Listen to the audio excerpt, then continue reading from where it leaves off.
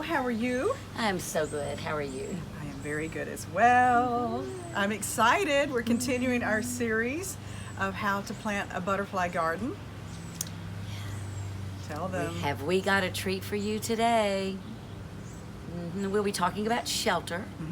And just as we need shelter, so do butterflies and caterpillars. They need shelter from the rain and from harsh winds.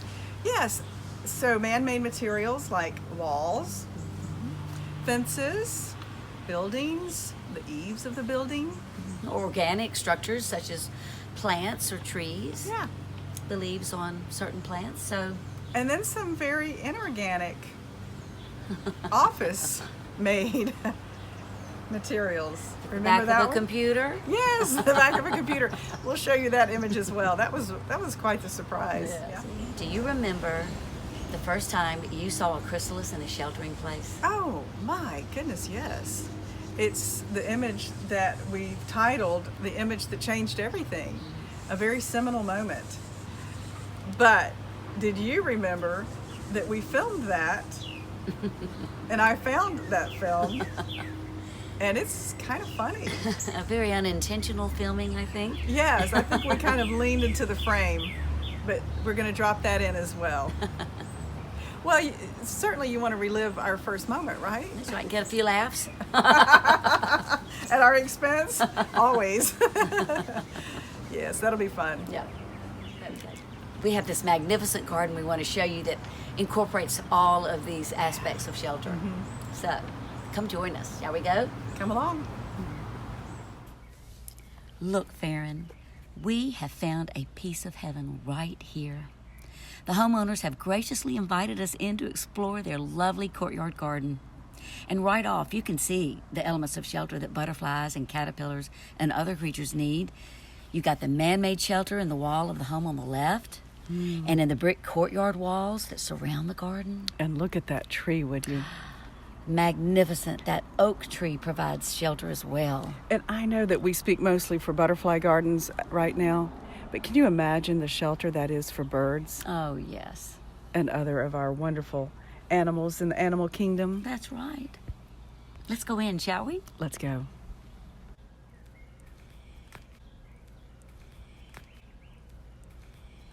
Here at the entrance, just inside the iron gate, is a great vertical structure that is covered with Carolina jasmine.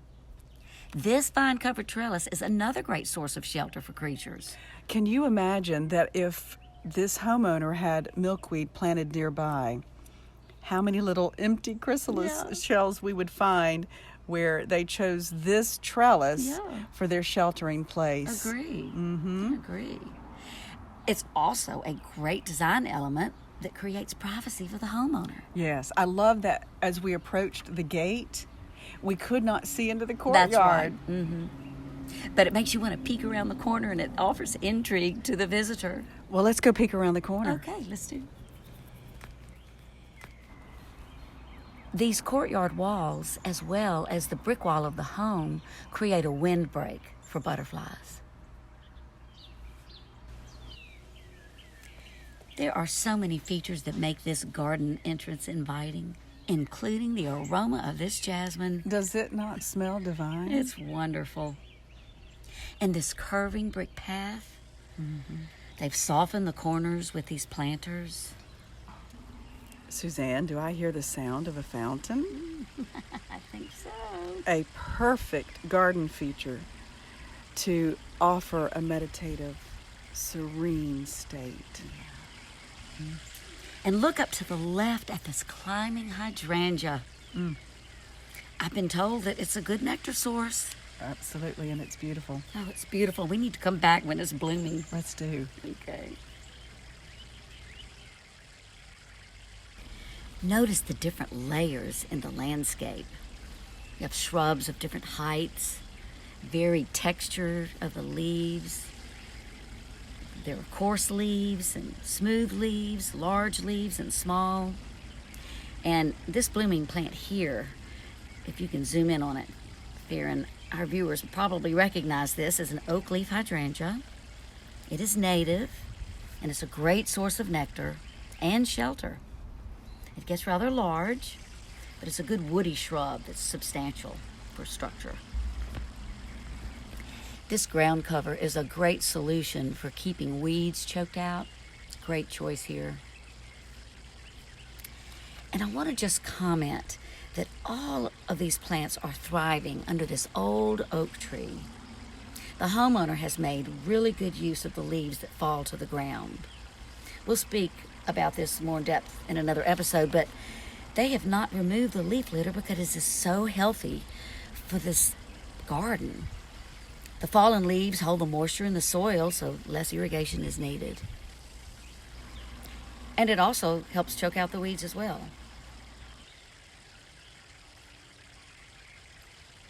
Next to this Oakleaf hydrangea is a beautiful stand of golden thryallis. We have just discovered this plant. It tends to be cold hardy in our area, and the flower is a great source of nectar. And look how the wind carries it. It has such a graceful movement in the breeze. And here it is, thriving under this oak tree, so it can handle some shade. And Suzanne, we've dropped in this beautiful image. Isn't this a lovely flower? It really is. Beautiful yellow, small. It looks large on the screen, but And it's... you can see why it's a good source of nectar because of the florets. Once again, here's another good example of layering. We drop down from the thryallis to one of our faves, Stokesia, Stokes aster. Yes, I love the lavender color of this flower. We'll drop in an image of one that's in bloom. Yeah, it hasn't come out yet. Once again, this is cold hardy in our area. It's a great nectar plant. Evergreen? Yes. Mm-hmm.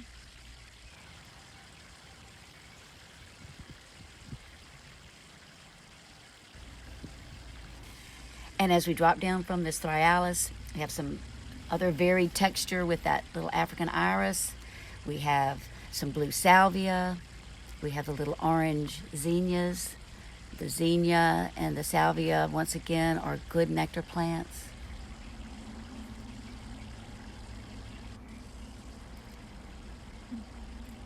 And then back here is another great nectar plant, Pentas. Butterflies love pentas. They really do. Mm-hmm.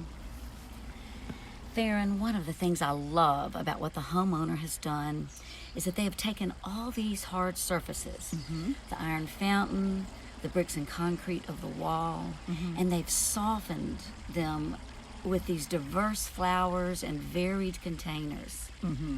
It just softens this hardscape. Yeah, it's beautiful.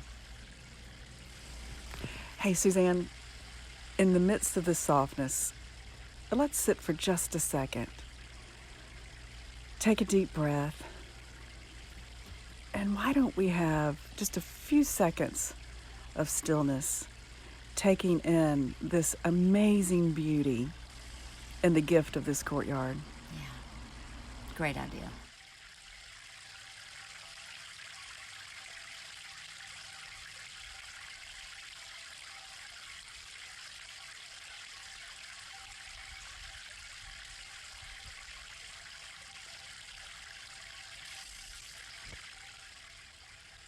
That was lovely, Farron. What a great reminder that was. Can you imagine the gift this garden could bring each day as an opportunity for stillness and mindfulness?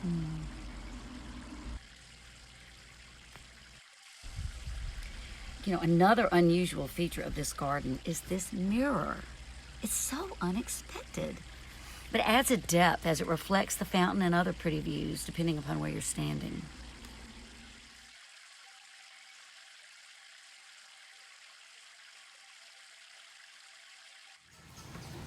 What a great use of the south side of the house. It's protected by walls, but full sun. He's got his tomatoes planted and his avocado tree. Farron's gonna zoom in. Look at these baby avocados. We have avocados. Yes, we do. Look how beautiful. Nothing more satisfying than eating something right out of your garden. Right? This utility shed has been painted a beautiful dark green to blend in with the landscape.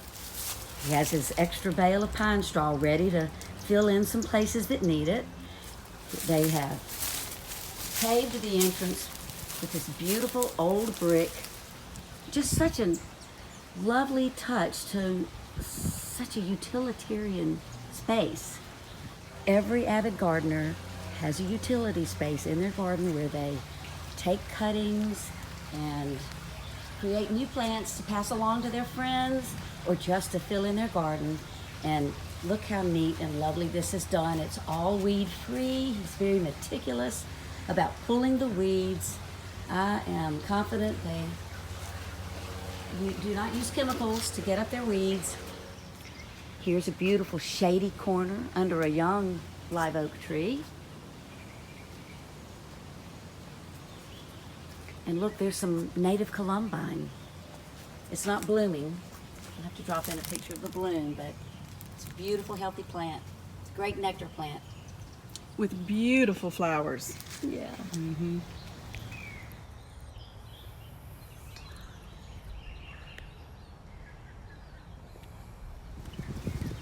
As proof of a safe shelter, let me show you what I just spotted. Oh, what? Oh, look. A monarch caterpillar Yes. on milkweed. And I think somebody's jealous. I hear chirping. He's actually eating the leaf. This caterpillar will start looking for a sheltered space in a day or two. It's very mature. Mm-hmm, sure is. Where do you think perhaps it will go into chrysalis? Well, it might decide to go right here on this lantana. It might crawl up and tuck under one of these leaves. Mm-hmm. Or it might go to the brick ledge up underneath those bricks by the fountain. Or it might even crawl over here to these lush banana leaves. They're so large and protective feeling.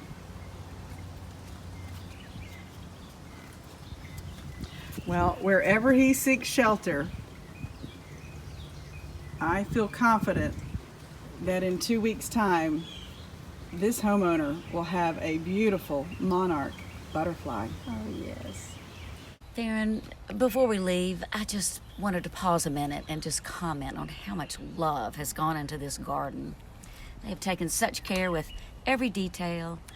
Yes, obviously they've spent a lot of time with it, but they've done their homework, and they've selected substantial elements like the iron and the bricks that give a feeling of security and longevity. Yes, endurance. Mm-hmm. Endurance, yes. And it's a remarkable thing you don't always see. Kudos to these homeowners. Yes. This is a beautiful space. The shelter here will provide for so many insects. Farewell to this beautiful space. So keep in mind that our friends have been developing this garden over a number of years. It just didn't happen overnight. That's right. Every garden starts with the planting of a single plant. So join us for our next episode, where we continue to talk about things you need for a successful butterfly garden. Yeah. Until then. Bye. Bye. Viewers, in stark contrast to the elegance that we have just shown you, we have to show you our experience with my first chrysalis. Mm-hmm. It picked a very interesting place to shelter, didn't it? Well, it did. And it also created my learning curve. And as a photographer, it piqued my interest unlike any other thing ever had. Mm. And of course, that was the beginning of this journey. Mm-hmm. Yeah. Yep.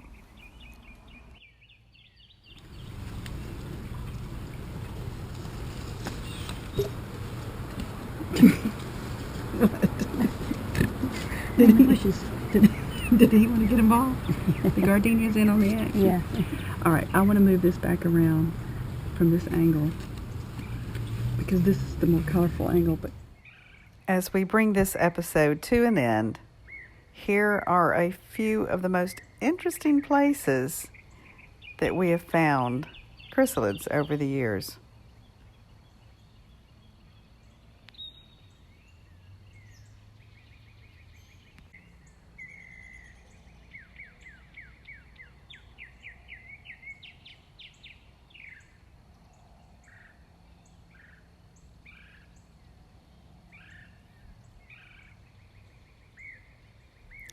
Until next time, may your garden be filled with butterflies.